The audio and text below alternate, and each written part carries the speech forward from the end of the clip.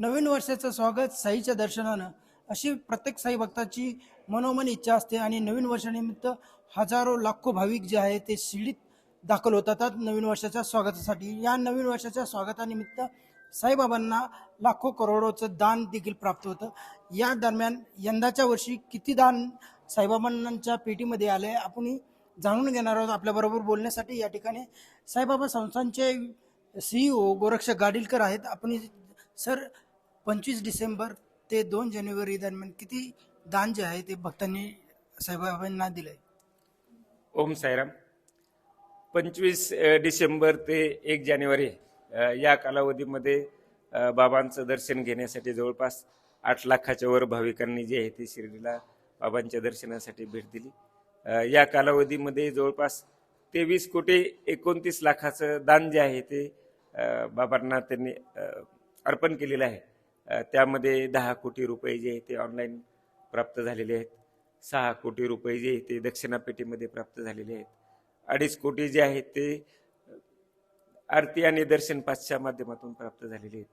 3 कोटी रुपये जे आहेत ते संस्थांचे वेगवेगळे काउंटर जे आहेत त्या काउंटरवर प्राप्त झालेले आहेत.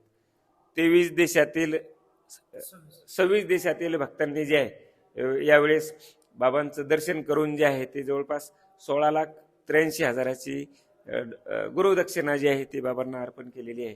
असे जवळपास 23 कोटी जे आहेत ते प्राप्त झालेले आहेत. दिल्लीच्या एका साई भक्तांनी जे आहे ते 80 लाखाचा सुवर्ण जडित हिरे मुकुट जो आहे तो बाबांना अर्पण केलेला आहे. या दानाचं साई संस्थान नेमकी साई भक्तांसाठी कसं विनियोग करतायत? जे दान प्राप्त होतं त्या दानामधून जे आहे ते साईबाबा संस्थांमार्फत 2 हॉस्पिटल जे आहेत ते चालवले जातात. 550 बेड ची कॅपॅसिटी आहे आणि त्यामध्ये ओपन हार्ट सर्जरी असेल, एन्जिओप्लास्टी असेल, न्यूरो सर्जरी असेल, ऑर्थो डिपार्टमेंट आहे, आय बँक आहे, जनरल मेडिसिन आहे. सर्व सुपर स्पेशालिटी ट्रीटमेंट जे आहेत ते या ठिकाणी केले जातात. ज्याची आर्थिक परिस्थिती अत्यंत गरिबीची आहे त्याची आपण फक्त 50 रुपये रजिस्ट्रेशन चार्जेस घेतो आणि त्याची पूर्ण ट्रीटमेंट जी आहे ती आपण यामध्ये करतो. सोबतच साईबाबा संस्थांच्या वतीने साई प्रसादालय चालवलं जातं. यामध्ये जवळपास 6.5 लाख भक्तांनी जे आहेत महाप्रसादाचा लाभ घेतलेला आहे. साईबाबा संस्थांचं मोठं शैक्षणिक संकुल आहे.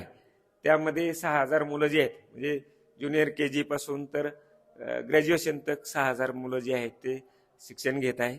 संस्थांची IIT आहे त्यामध्ये 400 मुलं जे आहेत ते शिक्षण घेत आहेत. मुलांना चांगल्या रीतीने शिक्षण मिळावं म्हणून 11वी-12वीच्या विद्यार्थ्यांसाठी जे आहे ते आकाशचे जे आहे आकाश कोचिंग क्लासेस मार्फत आपण क्लासेसची सुविधा केलेली आहे. ITIचे जे विद्यार्थी जे आहेत त्यांना परदेशात नोकरीची संधी मिळावी म्हणून जर्मन भाषेचं प्रशिक्षण सुद्धा जे आहे ते सुरू केलेलं आहे.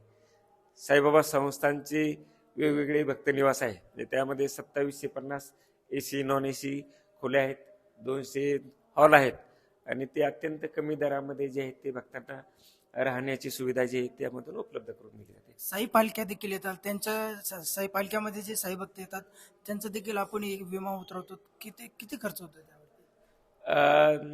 बाबांच्या दर्शनासाठी जो साई भक्त येतो त्याच्या सुरक्षितेची काळजी म्हणून त्याचप्रमाणे काही वेळेस अनुचित म्हणजे दुर्दैवाने काही अपघात झाला, मृत्यू झाला तर प्रत्येक साई भक्ताचा जो आहे तो 5 लाखाचा विमा जो आहे तो साईबाबा संस्थांनी काढलेला आहे.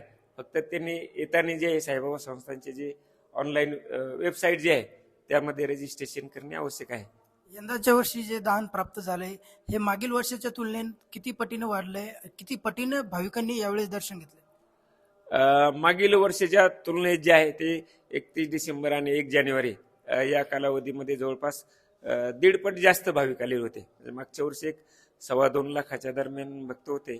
यावेळी जी आहे ती संख्या जी आहे ती 3.5 लाखाच्या दरम्यान गेलेली आहे आणि भक्तामध्ये अत्यंत उत्साहाचं आणि आनंदाचं वातावरण होतं. कारण नवीन वर्ष जे आहे ते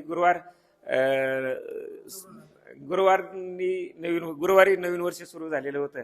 त्यामुळे नवीन वर्षाची सुरुवात जी आहे ती बाबाच्या दर्शनाने घ्यावी अशी जी भक्तांची इच्छा होती ती आता ते दर्शन घेऊन त्यांची पूर्ण झालेली आहे.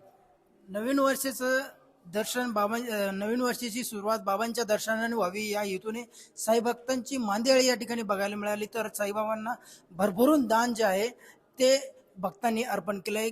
ह्या 25 डिसेंबर ते 2 जानेवारीच्या दरम्यान 23,29,00,000ची दक्षिणा जी आहे ती साईंच्या दरबारात आली आहे.